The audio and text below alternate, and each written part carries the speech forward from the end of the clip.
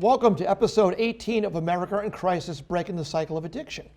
My name is David Hunt, and I am your host. Please set your DVRs to record. This show could save your child's life. Today's guests are Vincent Piro and Mike Higgins. 13 years ago, Vinny and Mike co-founded HEAT, which has helped over 8,000 people. Vinny is the Chief Probation Officer of the Woburn District Court, and Mike is currently the Substance Abuse Coordinator for the town of Billerica. Vinny, Mike, welcome to the show. Thank you. Thank you for having us. Thanks, David. Let's start with Vinny. Vinny, how long have you worked for the courts and in what capacity? I've been in the court system for almost 30 years. I started out at the Sheriff's Department for 3 years as a correctional caseworker, and then I moved on to a probation officer at Woburn District Court in 1993 as a probation officer, and then as an assistant chief probation officer, and I've currently been the chief probation officer for the past 15 years. And what's your typical day like? You walk in, you've had your cup of coffee, where do we go from there? Every day is different. Every day is different, and you never know what the day is going to hold. What might I find you doing there? First things first, we're interviewing. We're doing intakes on individuals that were arrested over the weekend or probationers that were arrested on violation notices. We do a lot of interviewing, getting the paperwork ready for the judge, working with our clerk's office. I meet with my judge every morning in her lobby, just kind of surveying the day, see what the day is going to hold, and preparing us for what we're going to be doing. After that, it's in the courtroom a lot, doing surrender hearings, addressing some of the issues that have happened over the weekend or over the course of the person's probation. And with a day like that, what made you decide to suddenly tackle heroin 13 years ago? Well, it was actually Mike Higgins' idea. Okay. Mike had come to me when I was the assistant chief. Actually, about in 2005 is when we started the HEAT program, and we were just seeing a lot of desperate people that had no available resources, and we saw some fatal overdoses. So Mike and then he took me on. We came up with the idea of the HEAT program that we wanted to create, basically not only detox but a stabilization unit, because that's where we're seeing a lot of the issues arise. And with so many different people doing it now, it's almost like you guys spearheaded this before we even knew there was a problem. Unfortunately. Yes, unfortunately so. Mike, can you share with us, you've left Woburn how many years ago? 5. 5. Yep. Wooburn's loss is definitely Billerica's gain. Well, Depends on how you look at it. yeah. He's my former boss, so he might look at it a different way.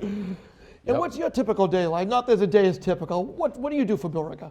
I'm the substance abuse coordinator. I work part-time, 19 hours a week. That's what it's supposed to be, but it doesn't always work that way. What happens is I usually I have to work the 19, I start my day. I usually have office hours on Tuesdays and Wednesdays. And Wednesday nights, my late night, I run a couple programs during the day and in the evening there. And Wednesday nights I go out and I follow up on all the overdoses in the town of Billerica. We average about 75 overdoses a year that are Narcan just in the town of Billerica. Wow. So we used to go out, I used to call them all. See, I wouldn't get too much of an answer, so 1 out of every 13 would call you back. So I sat down with the chief and John Curran, the town manager, former mayor. Yeah, that's it. So we decided that we'd follow up on all the overdoses by cold knocking on the doors. So that's what I do. That's typically my week in Billerica. And before you started HEAT in Woburn, what was your actual day-to-day job function when you're working with Vinny? Being Vinny's minion. No, so I was a probation officer. I was a line probation officer, so everything he just talked about, we'd do, he'd supervise it. But we had very busy days, and then when we took this on, it became a little difficult because we were the show, so we were the original guys finding beds for people. Now it's great because there's things called recovery coaches and all this stuff now. It used to be just he and I. We'd average probably 10 phone calls each a day finding beds for people. Hey, can you share with our viewers, like I did in the last show, these terms are being thrown around left and right. Unfortunately, the people viewing aren't in the industry. What is a recovery coach? If you could explain to people. A recovery coach, that's sort of the new breed now that the state has pushed out in the Department of Substance Abuse Services. You have to take it's a week-long class. You take a week-long class, and they guide you in the ability to how to handle recovery, make recommendations, how to handle interviews, things like that. And then after that, you got to go out in the field and get 200 hours of service, 2 to 5, depending on your degree. 200 hours of service with a licensed recovery coach, and then you become your own recovery coaches. It's pretty much a cheaper way for towns and hospitals now to have people on duty because when people come in, you got to act while the iron is hot. So, and then they make recommendations. You sit down with the family and you try to help out by making the proper recommendation to a treatment facility. They're godsends. I mean, some are good, some aren't, but it just saves us a lot of time. Like I was saying, we're the ones that used to make the phone calls. Now we can just do the work. We don't have to make the phone calls. And we're fortunate to have you here, Mike, for two reasons. The first one is you've been to Woburn for years, and now you've moved on to Billerica. What can you tell us about the comparison? Every town is different. Like I've told you, every town, every city is different. And this is why I bring people into my show. People like, he didn't come from Woburn. This other guy, well, we have the fire chief of Everett. What's that got to do with Woburn? And every town has a different way of making an approach. Again, what might work in Everett might not work in Woburn. What works in Woburn may not work in Stoneham. And we're blessed today to have someone that's with both towns. So how would you compare what you're doing in Billerica compared to what Woburn's facing? I think we're similar, two blue-collar towns, same issues. I might just take it a little bit further with following up on the overdoses. I don't know if Woburn does that, but what you'll find out is we all work together. Now, leaving this area and going up to the Lowell area is a different element altogether. It's a little busier up in that area. I learned from the beginning that all the work that needs to be done up there, but what we do very well is we share each other's ideas and services. I work a lot with Tewksbury, with Chelmsford, some with Burlington, with Dracut, with Lowell, so it's a different element. Vinny and I worked with all our communities around here for many, many years. So we still know the players down here, and I get to know the players up there, but the best part is we share everybody's thoughts, ideas, and resources, and that's very important. It is, because no one person has the answer for everything. And again, what might work in Billerica might not work in Woburn, but when you guys bounce ideas off each other, say, no, I never thought of that. Let's try this. It seems to be working for us. Let's give it a shot. The bottom line is getting the best treatment for the most amount of people. Sharing resources is an important component, because what you might not know, someone else might know. We still call each other. Hey, what do you think of this? We did this morning before we came in. I stopped in the courthouse and shared an idea with them of what's going on, and we still do it all the time. And that's great, because it's not about titles, it's not about egos. You're all there for the same purpose. In the end, you're all there for the same thing. Positively. Everybody's talking about it, which is the biggest thing. Years ago, no one wanted to hear about it. They said heroin is a bad word. No one wanted to talk about it, especially some of the communities that we deal with in Woburn District Court. Now, there's a lot more, education, harm reduction, prevention, through the education, which eventually, unfortunately, leads to the treatment aspect of our program. But that being said, years ago, with nothing that's going on, as Mike said, the recovery coaches are there. A lot of them are former addicts that have turned their life around, and they're clean. And they are sometimes the best hands-on approach you can use. To know that the addict is in the hospital and dealing with some of the mental health issues and depression, anxiety, and the fear of going back and using. To have a friend that's available right there, that's been through it, to work them through the process it's just, you can't beat it. Now, obviously, you have the HEAT program. Can you tell our viewers, what does HEAT stand for?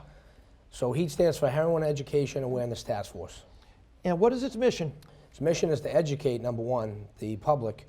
And years ago, what we came across in 2005 is that a lot of the parents didn't know what was happening. And we've done some presentations before. We don't want you to show up at the courthouse or the steps of the courthouse with a heroin addict as a son or daughter, husband, wife, a loved one. We want to come when we can actually make a better dent.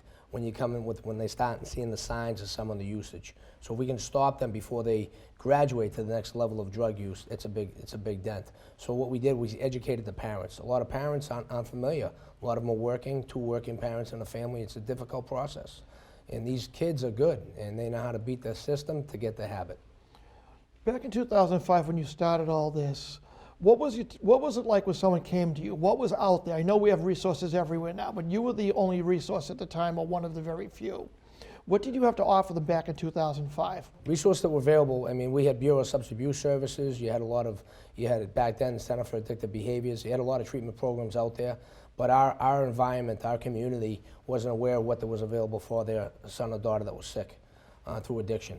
So we got together with all 7 towns. We had Burlington, Reading, North Reading, Winchester, Woburn, Wilmington, and Stoneham. So we basically had a round table of all those representatives from those police departments that we all gathered information. That's how we started the HEAT program.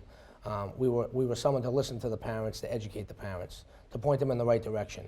And then following that, what we got into the HEAT program model Yes. is what really made a difference. And its mission? Its mission is to educate and to provide treatment. So what we didn't want to just say is, hey, your hair's on fire, here's a cup of water. What we had to do is educate them on the problems and then provide an alternative for treatment. We were seeing a lot of the fatal overdoses post-detox because their tolerance was high, and the purities, well, the tolerances are low post-detox, and the purities of what the drug they were using at the time was like 94 to 98% pure heroin. So they would go into a spin-dry detox 3 to 5 days. After the detox, they would get out. Their brain is still addicted to drugs. Their body has been somewhat flushed. They were going back to some high purities of heroin. We were seeing a lot of fatal overdoses. Were there a lot of repeat people back in those days, or is it worse now? There's no such thing. Yeah. Everybody's a risk. Yeah. Everybody, every heroin user is a risk. Yep. But what we did do back then, when we included the 7 communities that we serve, we all had the same problem. All 7 communities, and a couple of those towns that we've just mentioned are affluent towns. And the shame factor was there, then they wouldn't come forward with that. What we tried to do is if they came to us, give them the confidence that first and foremost, that your message will be safe and your problem would be safe with us, and we'd just pass it on and try to find help for you. But everybody had the same problems. Every town, no matter what the socioeconomic situation was in each town. Do you feel back then that people wanted to really keep it in the closet in the dark, like, oh my God, I don't want to tell anybody? That was a Absolutely. problem, even trusting you guys? Absolutely. Yes, yes. And we actually Vinny even said that on an interview we did with Fox 25 News, is you're Okay. better off coming in here saying you got a cocaine problem, we can help you, because at that time you couldn't help people. It was difficult to find a bed. You had a lot of variables that you still have, your insurance situations. So when someone comes to you and says they want help, there's one thing I want to say about all this is when you're going to do an intervention in your family, we have strong families in Woburn, we have strong families in Billerica. It's old school. So in dealing with these situations, you think you can just sit down and have a cup of coffee at the table like we're talking right here Yeah. now and solve that problem, because that's how you've always solved it. That doesn't exist in this field. What happens is that you got to be prepared. And when you ever do an intervention, you have to have an exit interview.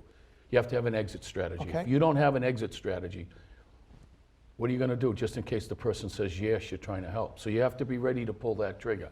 And that's what most people didn't realize. They think they could solve it, and then they get to the person that admitted that they want help. Well, you got to find the help right then and there. Yeah, you got to strike while they are in short, because it's time sensitive. I'll go tomorrow, Mom and Dad. I'll go tomorrow. Yeah, that doesn't work know, anymore. They might wander the work. night before, I can't take this anymore, I need help, and then they might not just be able to get there, and then the next morning, nope, I'll do the drug instead. Well, Yeah. typical. They always say, I have to go home. I have to take a shower. I need a haircut. I'd rather grab some things from the home. I want a nice hot meal before I go in. And we've heard it all. An addict's an outstanding liar, That's right. you know. That's why I like Joe Maffey's program that he had. He's a guest a few episodes ago, and it's a ride to recovery. And if you needed a ride through your social work, of course, or through your 501, they would get you that ride while you needed the treatment, not the next morning. Like, oh, I changed my mind. That was last night. I'll take my drug instead. Right. So that's why some of these programs that are out there are just so important to get the treatment when they need the treatment before they change their mind. And getting the bed. The bed might be available that night, and the next day the bed is gone. They'll give it to the next willing participant. So that's getting the available bed is a big issue with the whole system as well. And that's just so important.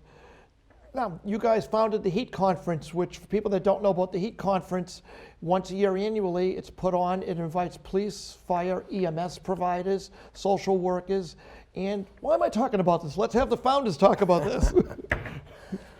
It involves everybody in the community.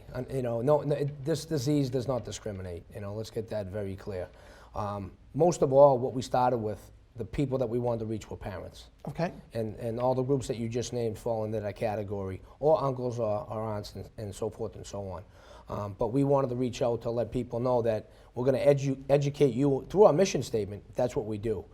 So we've had some great conferences. We've had our 13th annual was last year. Yes, June I of attended that. 2019. Enjoyed it very you've much. been a great participant, David. So we've, we try to keep it fresh. We always bring new material. People love the fact that it's a half a day. You lose the attention span after It's a Friday in few hours. It's a June. Friday, but we've flown in some guest speakers from out of state. We've had some great. We had Chris Herron. We've had We've just had some great individuals that come speak, some cutting edge stuff. Dr. Ruth Pote, we really have kind of tried to bring a new material to this area. We've had police chiefs talk. Chief Ferrulo has spoken. Chief Timmy Shan from Tewksbury has spoken. So we've had some great people on the presentations. But at the end of the day, everybody's taking something from that conference. So it's usually we usually pack in about 300 people a year, and people look forward to it. It's a good thing, and Mike's done a great job. We just try to keep it, for lack of a better word, keep it real. We don't try to pretend we're not something. We just keep it basic, try to educate people like we wanted to be educated. We've learned the hard way. We've made our mistakes. Yeah. We've traveled the east of the Mississippi to a number of cities and offered services and learned from them too, from different DA's offices to see what's going on. When we first started doing this, we went down to the heart of it all, which was Philadelphia at the time. They were number one, we were number three. But what people don't realize is around this area, especially the Merrimack Valley, the DEA considers that the number one use and sales of heroin in the country. And heroin back then was only around the East Coast. It was only around the northern cities. So we went down to right where it was all happening, got some ideas from the police departments down there, and the funny part about all this is all they were talking about was where the people were buying the heroin, which was up around us. That's right. So, Mike's slogan is, where there's a highway, there's heroin. And if you look at, Brian McManus from the Woburn PD, he's done some great strategic planning where we see where a lot of the overdoses and sales of heroin are. And if you look at the map, it's called OD map. Yeah, OD map. They're usually, and no offense, but they're in a Dunkin' Donuts parking lot or a bathroom which is right off the highway in a gas station or Dunkin' Donuts or any other establishment that is easy accessible. So if there is the drug deal gone bad, they get easy access to hightail it out of there, but they also have a place that they can use right away other than their vehicle. I really enjoy the HEAT conference. I know you offer free credits through the Office of Emergency Medical Services for our EMTs that attend. So that's awesome. They get to get some credits while they're listening and learning. But it's so important that the EMTs on the street know more of the background, not just the medical treatment, but get more education of what's going on, and maybe they can do some help. I have had two of the guests that I harvested. It was a good word. I had Brian Tegg from Michael's House, and Louis Diaz was also on our show for the last couple of episodes. And it was just awesome. The level and quality of the speakers you have. I was so impressed I took two of your four speakers. There you go. None better than Brian, I'll tell you right now. Brian's absolutely awesome. He's on the great things, he really is. We stay in touch. And I would say one of the most positive things that's going on right now is the youth in recovery. They're opening up these homes, they're really hands-on, and they are doing an incredible job making the biggest difference that we've seen in many years. But Brian, and I can go on and name a list of people without soliciting anybody's business, but Brian is a top-notch guy. Absolutely. He was on the Vigil on the Common the last couple of years. Right. We just had the Lucchese's. I'm sure you know the family. They just came on. They're part of the Mayor's Coalition of Substance Abuse, run under Rick Jolly, of course, who runs that from Galvin. So, Michael. Yes. If I was in Bill Ricker and I needed help, what can you offer me? What's out there for the person that comes to you and says, Mike, I need some help? What can you do for me? 911. No, just kidding. No, it all depends what it is. Everything's different. Everybody's different. You can't take the same approach for everybody the same way because it depends on the family situation, their abilities, their insurance. But if you came, first of all, it would assess. Vinny and I are pretty good at assessing the situation. So figure out what you do need. Not everybody needs inpatient. That's what most parents will want. And the one thing you got to decipher to the parents, it's not what you want, it's what your kid wants to do. And depending on how old the kid is. Until you're 18 years of age, your parent has a say in what you need to do and has to sign off on it. But they'll come in. I usually will get rid of the parent, no offense, but I'll let them sit outside. I'll listen to their story, have them wait outside, and I'll talk to the individual, and I'll get a feeling for what's going on, and then I'll I'll assess it and think of my recommendation. So it can be from anything to calling the cops and have them Section 35, and Vinny will probably talk a little about that. Have him Section 35 if he doesn't want to go after hearing the story, or I'll make some phone calls right on the spot to a couple people and see if I can find the person a bed, if they're willing to go. One of the biggest issues we have, are you willing to go? Again, what a parent wants and what a kid wants, night and day. And especially, you're in a situation where they say no. You're used to rejection. That's part of this business is rejection. If you took rejection personally, you'd never make it in this field. So we'll assess the situation, and then I'd make my recommendation and let that person leave with a number of phone calls that they can make or I can make for them so they have an avenue. Most of the time, they just want to be heard. They just want to know, they just want someone to help them, especially the parent, but you got to tell the parent the truth because what they want, again, isn't necessarily what's needed here, but the parent just wants to talk to somebody, so I let them go, and because some of these parents haven't slept in weeks, some months. So in that situation, we assess it, we go forward. Hopefully we make the right recommendation. A lot of times I'll give the client the benefit of the doubt, let them go outpatient, see what happens, and go from there. In Billerica though, I'm sorry, we have a couple programs. We have BARP, Billerica Adolescent Recovery Program. Anybody that gets in trouble in Billerica, be it the cops or the school that involves any drugs or alcohol, they come to the BARP program, and that's on Wednesday nights. It's 5 weeks long. I bring in speakers. I bring in Brian Tagg's group. Yeah. I bring in Maria Ruggiero to do the vaping. She's from Tewksbury. I bring in Ed Blue, who's our counselor, does a lot of work up the jail and at the courthouse. And then I also bring in B.J. Williams from Brains at Risk. He used to do that program. So there's 5 variables that go into that.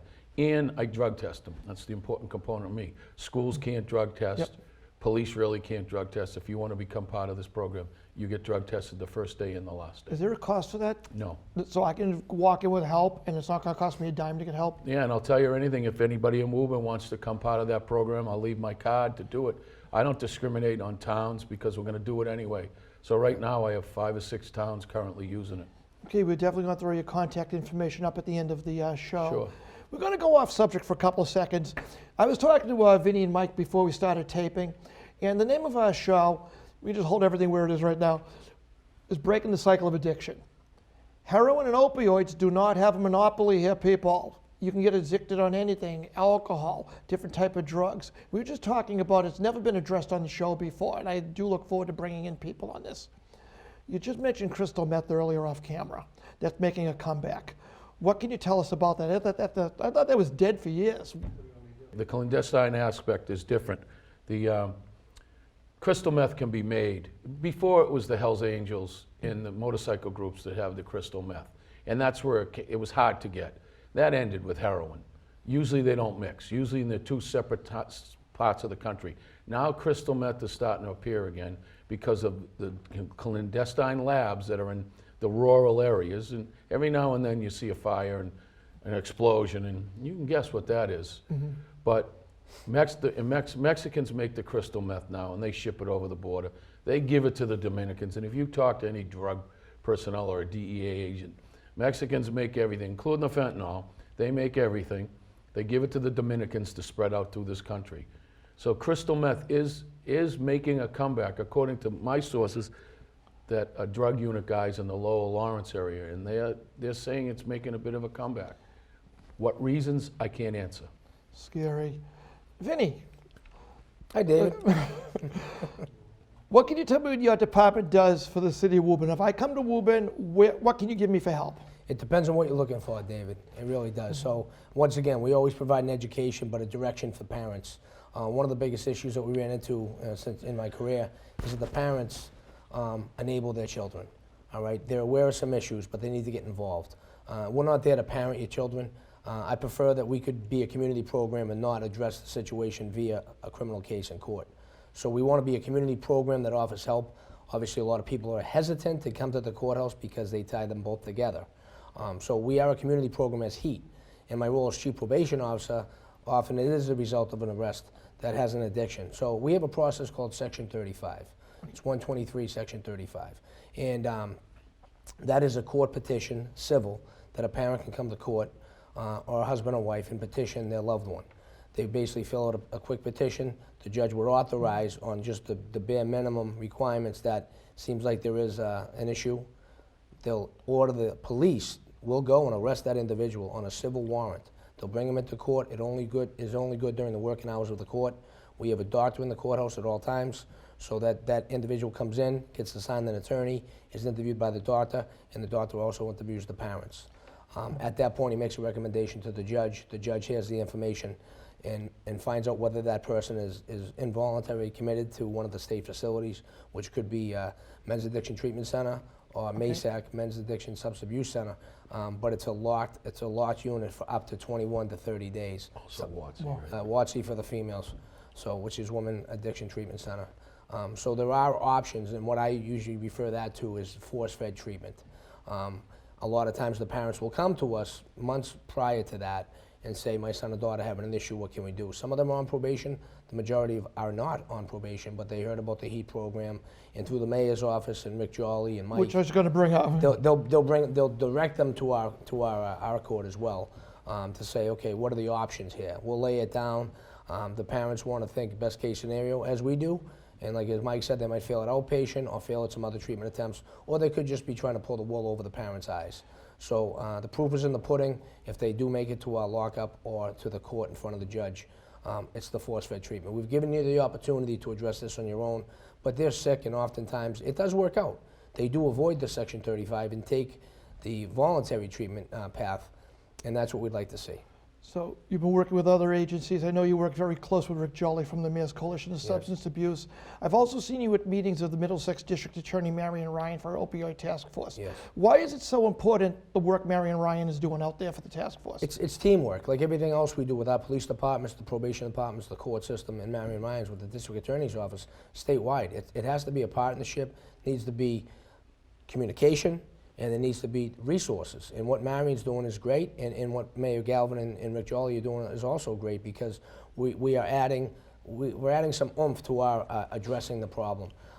Marion has some diversion programs, as the court and the state recognize it as the addiction is a disease. So how can we help these people? We don't want to set people up to fail. We want to set them up to succeed. And that's not just with the addiction, but that's when they get clean and get in recovery, that they can go on, and a record is not going to hamper them the rest of their lives. So there is a lot of great diversion programs. We have, the court system in general we have a veterans court. We are identifying, there are some specialty courts, drug courts, community correction centers, 21 spread across the state. We have a high-tech drug testing facilities across the state. So everybody's aware of what the issues are, and everybody understands them. As years ago, back in 2005, people were like, whoa, what is this? We got hit on the side of the head. But now we're much more prepared, and the environment of Massachusetts is really making a big difference. So what Marion Ryan also does is that she uses seized money from the district attorneys when they do raids. She buys Narcan for all the police departments, which is an important component, because when I go out at nights with the police officer, we knock on the door. I leave that person Narcan, or I leave a loved one Narcan, and I train them in Narcan.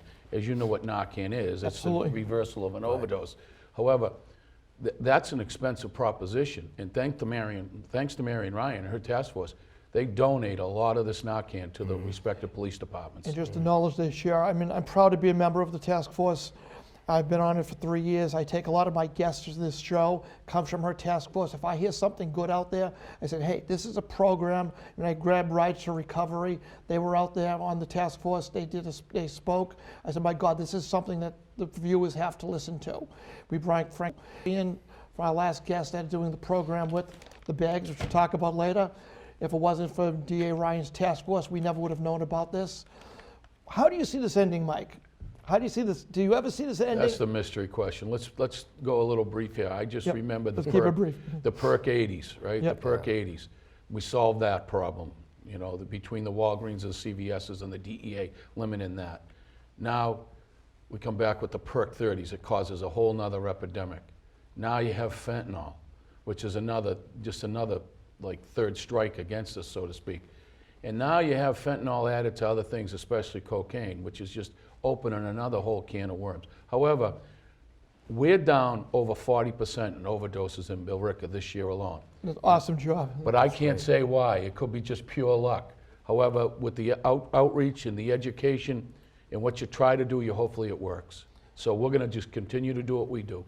Mike, since you've got the mic, any final words for our viewers? Yeah. If you think something's wrong, it is wrong. As a parent out there, if you think something stinks, it does stink. So just don't be afraid to address your kids in a situation. I'm not saying every kid's doing heroin and drugs, but if you see something wrong, Don't second guess yourself, be that parent. Vinny, the floor is yours. I would say as a parent, I would seek some information. Educate yourself. I would reach out to one of the greatest programs in the state is Learn to Cope. It's a parent-based program. The parents can go, they can hear other stories, they can realize that they're not on an island by themselves. They can speak to other parents, and they basically network with each other. So Joanne Peterson, who founded that, does great work, and she's awesome. She was one of our speakers at our HEAT conference probably 5 years ago. So there are resources available. Don't hesitate to reach out to them. And it's not just the court system, because I know sometimes there's a stigma attached with that, but reach out to your community coalition. Attend some meetings and educate yourself. And with the internet and everything else, this is what some of the addicts are doing. They're learning some of these, the fentanyl, some of it's being laced, the marijuana's being laced. You never know what you're putting in your system. So the parents educate themselves. The kids probably already know it, but it doesn't hurt giving them the same message. And don't be afraid to speak up and seek help when you think the time is right. Don't enable your children. Be there as a parent. It's sometimes tough love. It's a very difficult decision for the parents. But as a community, come together and attend some of these conferences that are being held, and be a parent. And sometimes, I hate to say it, but there's some spirituality involved with it too. Seek out your churches. Even Marion Ryan brought in the Archdiocese. Yep. There's a lot of spirituality to do with treatment recovery, and a lot of people involved with that, and that's very helpful as well. So everybody has a different path of recovery, and we can't say which one is actually the best. We know what works, what we see works, but there's all branches off of that as well. So Awesome. Before we go into our closing, I just want to remind our viewers, on November 30th, the Woburn Medical Reserve Corps is going to be on the Festival of the Common. We will be giving away 200 of these in-home medical dispose bags. What you do is you take your unwanted medicines, your pills, your opioids, 6 ounces of liquid or 6 pain patches. You shake it up, warm water, you can safely dispose of it in the trash. Instead of having to wait to go to a police department or a drug take-back program, you can get rid of them when you need to. And for those of you that don't need the bag, of course, the Woburn Police Department does have its drug disposal unit in the police station. I do know that Rick Jolly from the Mayor's Coalition once a month is at the Senior Center taking back the pills. They don't have a program yet for their liquids, so these are coming handy. So you can find the big Medical Reserve Corps truck. It's the white truck with all the lights on it. Steve Morris, our chairman, will be in the back handing these out, 200 at no charge to our community. With a special thanks to our last guest, Frank and Mackenzie, and the Mass College of Pharmacy, who is sponsoring and being behind this. They're donating 200 to the city, so thank them for that. Again, thanks to Mayor Galvin, Marie Lingblom, and their work with the police chief, Rufo, to find the best place for me to be able to pass these out. So, I would like to thank our guests, Vincent Piro and Michael Higgins, for appearing today. Again, don't forget to visit us on the festival. 200 viewers will get these at no cost. As always, I want to thank you for watching. Please share this program with your social media friends. If you or someone you know is suffering from a substance abuse problem, you can contact the Substance Abuse Hotline for the state of Massachusetts. And their number, of course, is 1-800-327-5050. The show can be seen on a rotating basis on Woburn Public Media stations and on demand at their website and on YouTube. As always, please thank you for the staff of Woburn Public Media. In the last 14 days, they produced 3 shows in 14 days. So I can't believe the amazing job that they did. Thank you. Also, please enjoy our new closing theme, Rise Above the Noise by Fireheart, through the credits. For America in Crisis, Breaking the Cycle of Addiction, my name is David Hunt, and as always, thank you so much for watching. For those you judge might never die. Above the noise, you hear us cry. There are people who can listen to the sound in the air, rise above the noise in the air. The sound not heard is what we bear.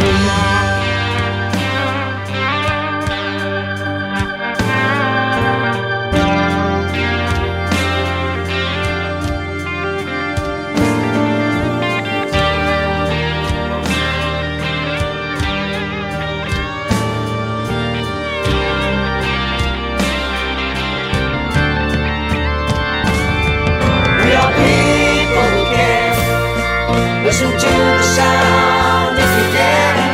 Rise above the noise in the air. The sound not heard is what we bear.